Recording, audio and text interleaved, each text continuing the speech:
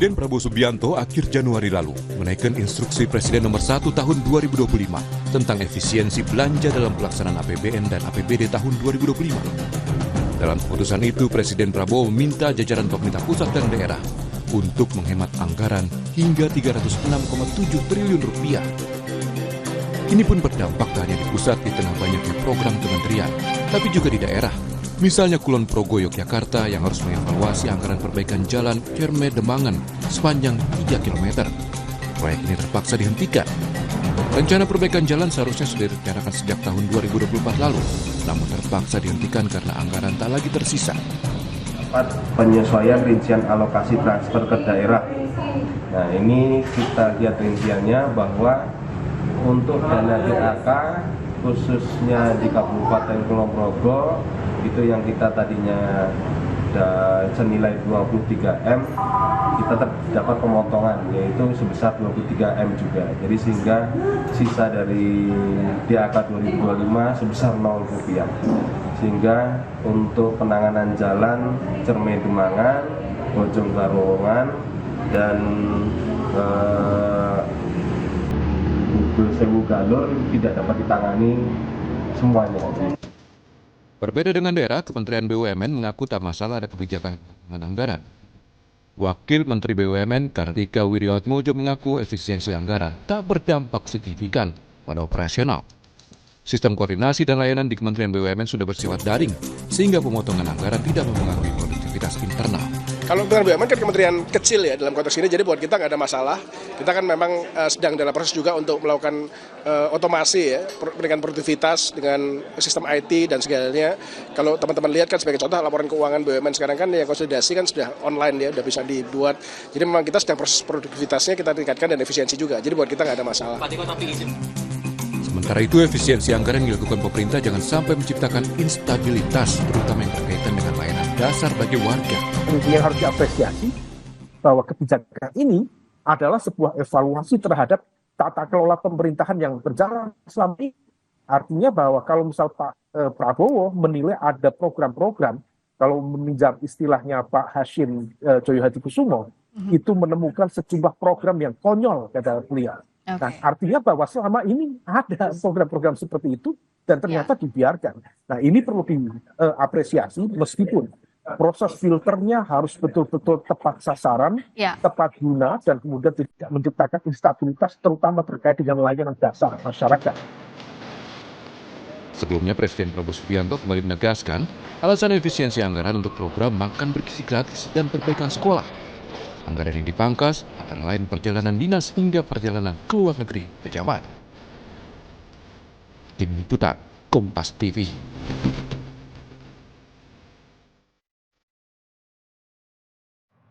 Saudara, instruksi Presiden sudah keluar, efisiensi anggaran mencapai lebih dari 300 triliun rupiah. Lalu bagaimana kemudian menyiasati di tengah pemotongan anggaran? Program-program kementerian lembaga hingga Pemda bisa tetap maksimal. Kita akan ulas di pagi hari ini bersama dengan Wakil Ketua Umum Partai Golkar. Sudah ada Bung Ahmad Doli Kurnia melalui sambungan daring. Selamat pagi, Assalamualaikum Bung Doli. Pagi, Assalamualaikum warahmatullahi wabarakatuh. Selamat pagi. Iya, kemudian juga ada narasumber saya di studio, sudah ada Sekjen Forum Indonesia untuk Transparansi Anggaran Fitra, sudah ada Pak Misbah Hasan. Selamat pagi, Pak Misbah. Selamat pagi. Ya, kemudian juga ada pengamat politik dari Universitas Padjadjaran, ada Mas Kunto Adiwibowo yang bergabung juga melalui sambungan daring. Mas Kunto, selamat pagi. Selamat pagi, Mbak Desi. Iya, nanti bergabung kemudian di studio ya, masih di perjalanan ya. Siap. Oke, saya ke Bung Doli dulu. Bung Doli, ini kan kalau kita lihat ya, Golkar sendiri punya kursi ada koreksi kalau saya salah, 8 untuk menteri dan juga wakil menteri begitu ya di Kabinet Merah Putih Pak Prabowo dan juga Mas Gibran Rakabuming Raka. Kemudian instruksi Presiden sudah jelas akan ada efisiensi anggaran 300 triliun rupiah. Nah, kalau dari Golkar sendiri dengan ada 8 menteri di sana begitu, agak kesulitan nggak sih untuk bergerak ketika ada penghematan atau efisiensi? Iya, saya kira memang ini harus dijalankan. Kenapa? Karena impresnya sudah keluar. ya, yang namanya instruksi presiden itu bagi kementerian, bagi menteri-menteri, ya namanya instruksi ya harus dilaksanakan karena mereka adalah para pembantu presiden gitu. Nah, apalagi yang kedua, efisiensi ini kan sebetulnya niatnya sangat baik ya. Apa yang saya katakan sangat baik itu? Yang pertama adalah memang hasil nanti penghematan ini yang 300 sekian triliun itu kan memang ditujukan untuk program-program yang pro rakyat ya. Tadi sebutkan misalnya ada dua, soal makan gizi gratis dan perbaikan sekolah. Ada lagi juga program-program misalnya seperti cek kesehatan gratis gitu loh. Semuanya program-program yang pro rakyat. Dan berkali-kali Pak Presiden mengatakan saya ini atau kita semua harus bekerja untuk rakyat. Jadi semuanya at the end diperhatikan pada rakyat. Nah yang kedua adalah efisiensi ini kan bahasa sederhananya kan hemat, penghematan gitu. Nah jadi kalau untuk bekerja hemat untuk rakyat, saya kira kan ini sangat baik dan memang harus kita dukung. Nah hemat ini dua ya. Pertama saya melihatnya bahwa ya bisa jadi ini adalah konsolidasi ulang APBN kita ya. Karena kan Pak Prabowo itu kan berada mulai pemerintahan ini itu bukan sama dengan pembahasan siklus anggaran. Jadi APBN ini kemarin kan sudah ditetapkan. Kemudian berjalan baru beliau dilantik gitu. Nah, jadi ada program-program yang memang diprioritaskan yang membutuhkan dukungan dana besar. Yang kedua adalah saya melihat juga ini bisa jadi kita melihat ini adalah kebijakan untuk melakukan transformasi anggaran. Termasuk tadi memperkuat tata kelola pemerintahan kita. Jadi kita juga sering dengar sebetulnya APBN kita ini ada yang bilang juga boros selama ini ya. Jadi kalau boros, saya kira kan memang harus dihilangkan keborosan-borosan ini. Oke, harus dihilangkan. Dan buat birokrasi kita, ya ini juga saya kira sebagai ujian. Artinya kalau ditetapkan anggarannya dikurangi sekian, gitu ya, hanya diproteskan pada program-program utama dan penting untuk rakyat. Nah, mereka juga akhirnya dalam tanda petik dipaksa ya. Dengan anggaran sedikit dan kemudian program harus dilaksanakan, yang dibutuhkan ditingkatkan adalah kan produktivitas. Jadi birokrasi kita memang dipaksa sedikit ya untuk melakukan pekerjaan yang efektif, efisien dengan produktivitas yang lebih tinggi. Nah, walaupun kemudian pada akhirnya sekarang ya ada kritik, ada masukan, ada reaksi gitu. Nah ini yang saya kira harus dievaluasi. Jadi jangan sampai misalnya niatnya hemat, ternyata niatnya menghapuskan pemborosan, tetapi ternyata menyasar kepada program-program yang pada akhirnya berdampak kepada rakyat. Nah ini yang nanti kemudian harus dilihat, harus diperhatikan. Oke, pemborosan inilah yang kemudian harus betul-betul dihemat. Nah kalau kita lihat nih ya, Bung Doli, pos-pos menteri di Golkar ini kan ya ada SDM, ada Menteri Pemuda dan Olahraga, ada juga Menteri Agraria. Nah kita lihat deh di Kemenpora, bukannya harusnya justru ditambah ya, misalkan untuk kesejahteraan para atlet begitu ya. Kemudian tapi kontradiktif nih, di saat ingin berhemat tapi kita tahu baru-baru ini ada nambah pejabat seperti staf khusus. Anda tahulah, apakah ini bukannya berbanding terbalik dengan penghematan yang justru ingin diefisiensikan soal transparansi? Ya makanya pertama kalau soal menteri-menteri kami ya saya kira kita sudah berkomitmen ya bahwa kami memberikan kader-kader kami untuk membantu Pak Presiden itu harus loyal kepada Presiden dan kemudian seluruh pekerjaannya didedikasikan untuk kepentingan bangsa dan rakyat. Jadi kalau bicara tentang soal kepentingan rakyat, mau tidak mau, suka atau tidak suka, kita harus ikut. Apalagi ini instruksi Presiden. Bahwa kemudian memang pastilah ada dampaknya ya. Artinya ada keterbatasan, karena memang ada pengurangan anggaran. Ya itu harus disesuaikan. Ya disinilah dibutuhkan misalnya pada akhirnya inovasi, kreativitas daripada kementerian dan kelembagaan itu. Nah kalau soal yang tadi ya yang kedua soal memang itu nanti saya kira pasti dengan adanya sekarang ini reaksi, kemudian ada dinamika yang muncul. Pak Presiden pasti memperhatikan itu. Apalagi kan kemarin 2 hari yang lalu pimpinan DPR kami sudah meminta kepada seluruh komisi untuk menghentikan sementara pembahasan anggaran ini. sampai ATA ya menunggu di pemerintahan sedang melakukan restrukturisasi anggaran lagi ya, karena melihat adanya respons dari berbagai pihak seperti itu. Nah, jadi artinya kita menangkap bahwa memang pemerintah kemudian khususnya Pak Presiden juga memperhatikan, makanya kemudian nanti akan saya kira pasti akan ada evaluasi dan penyesuaian lagi nih. Oke, akan ada evaluasi dan juga penyesuaian. Kalau dari segi politik, saya ke politik dulu nih, Mas Kunto. Mas Kunto, kalau dari segi politik begitu ya, Anda melihat dari partai-partai politik yang ada di pemerintahan Prabowo Gibran adalah salah satunya adalah Golkar begitu ya. Ya udahlah, ada 8 menteri di sana. Apakah nanti akan bereaksi keras ataukah kemudian ya sudahlah ikut saja? Ya, saya pikir petinggi Golkarnya ada di sini. Tadi sudah memberikan pernyataan bahwa sangat penting untuk mengevaluasi apa yang sudah dilakukan sekarang. Bahkan pemerintah pun sekarang sedang melakukan restrukturisasi anggaran. Jadi menurut saya ketika masyarakat kemudian bereaksi keras, ini kan pertanyaannya kan kemudian rakyat yang mana yang mau dibela gitu kan, ketika justru pegawai-pegawai honorer kemudian banyak yang potong karena efisiensi anggaran, dan dengan sisi rekrutmen pejabat negara seperti staf, terus dan lain-lain itu justru marah pemerintahan kita. Ini kan menimbulkan rasa ketidakadilan ya. Ini yang jadi problem besar dan saya sudah sepantasnya memang evaluasi itu dilakukan, karena kan ini tampaknya ingin seperti test the water, udahlah kita tes saja dulu dengan efisiensi yang besar, dan memang retorikanya sangat bagus. Retorikanya adalah untuk memang selama ini APBN pos tetap pos, dan harus diakui kita bisa melihat itu, tapi kemudian ada beberapa yang itu dipangkas, dan ini terkait dengan layanan publik.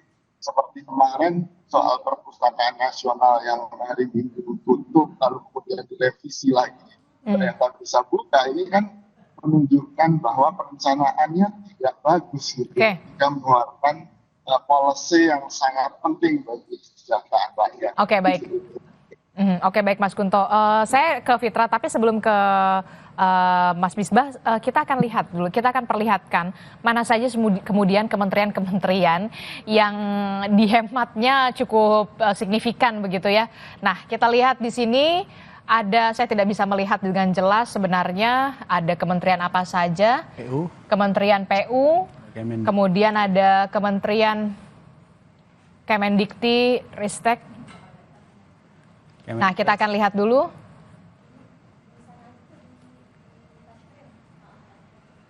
Ini Kementerian PU, kita lihat ya Mas Misbah, Kementerian PU ini pemotongannya 81,38 triliun, kemudian ada Kemendikti Saintek, kemudian ada Kementerian Kesehatan, Kemenhub, Kemenak, Kemenq, Kementan, Kemendikdasmen, Kementerian Imigrasi, Pemasyarakatan, Otorita IKN. Nah, Kementerian PU ini yang tampaknya harus diet lah dalam tanda kutip begitu ya.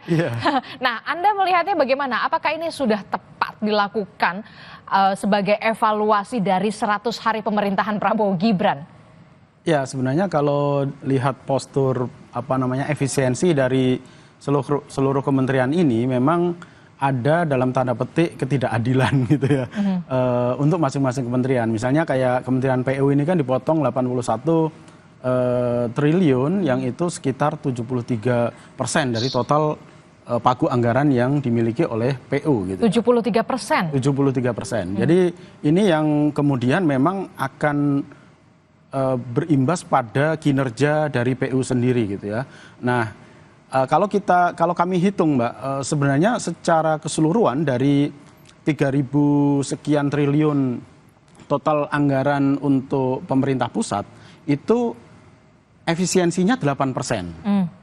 Totalnya. Jadi ini yang seharusnya juga dijadikan sebagai patokan untuk melakukan efisiensi kepada seluruh kementerian gitu ya. Jadi bukan hanya pada kementerian-kementerian yang misalnya kayak PU, Dikti, terus Kemenkes, Kemenhub dan seterusnya itu. Tapi kalau juga ada kemudian begini, pertanyaan lain. saya ketika Kementerian PU bahkan dipangkasnya sampai 81,38 triliun, 73% lebih begitu ya, apakah masih bisa bergerak atau tidak nih? Nah ini yang memang Kementerian PU harus melakukan skala prioritas yang luar biasa ya. Sementara kan gaji pegawai mereka cukup banyak gitu ya. Jadi mungkin nanti ketika kita bandingkan antara gaji pegawai dengan program kegiatan yang seharusnya dilakukan oleh PU ini kan tinggal sekitar 20 triliun ya, 20 sekian triliun gitu. Artinya pasti berimbas ke kinerja dari PU itu sendiri. Sementara PU ini kan punya kewenangan untuk melakukan atau membangun infrastruktur dasar yang masih dibutuhkan terutama di bagian Indonesia Timur misalnya ya. Jadi ini yang menurut saya memang ada aspek ketidakadilan di dalam proses efisiensi anggaran ini, Mbak.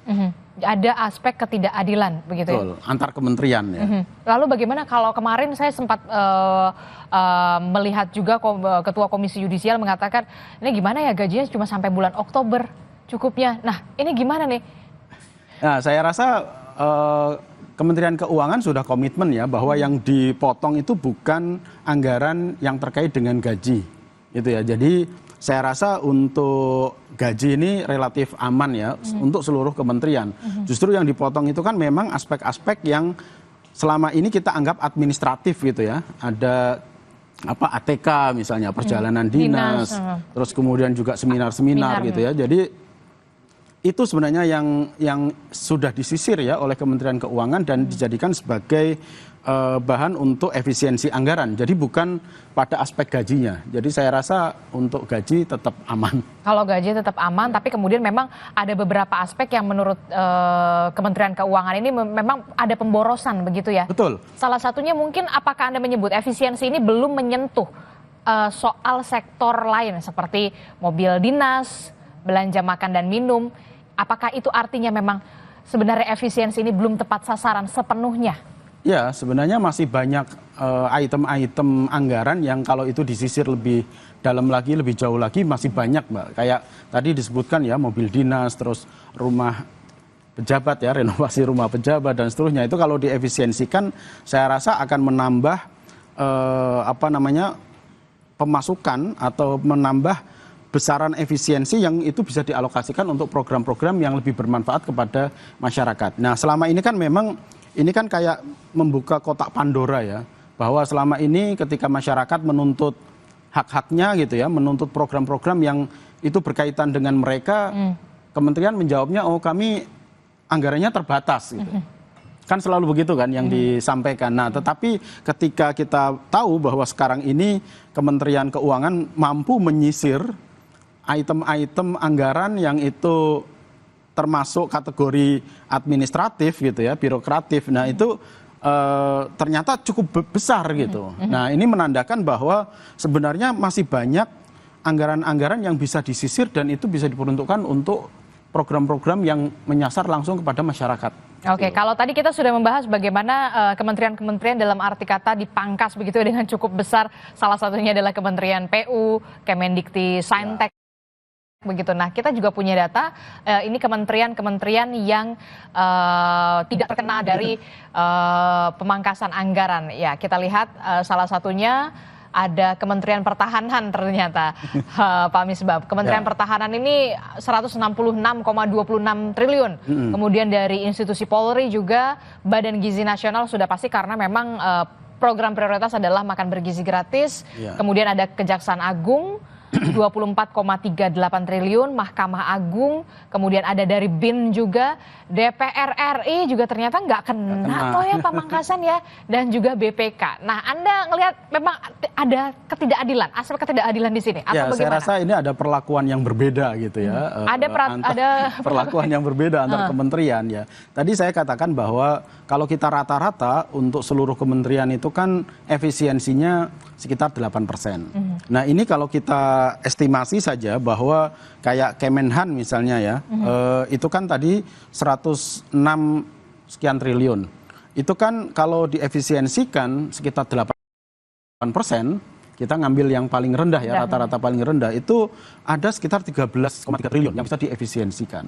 Kalau Polri misalnya itu sekitar 126,6 triliun, itu kalau diefisiensikan menggunakan rata-rata paling rendah 8% tadi itu 10 triliun. Jadi sebenarnya kalau ini diberlakukan kepada seluruh kementerian dan lembaga yang dalam tanda petik menggunakan aspek keadilan tadi, saya rasa masih banyak besaran efisiensi yang bisa ditarik gitu ya, yang bisa digunakan untuk program-program mendukung prioritas Pak Prabowo dan Gibran. Ya paling nggak semuanya kenalah 8% begitu. Betul, ya? Minimal 8%.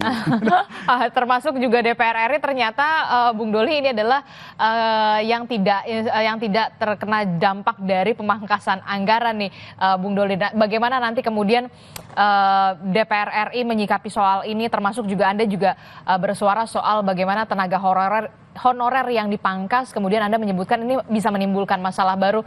Tapi jangan dijawab dulu Bung Doli, kita akan jeda dulu, usai jeda kami kembali di Sapa Indonesia Pagi.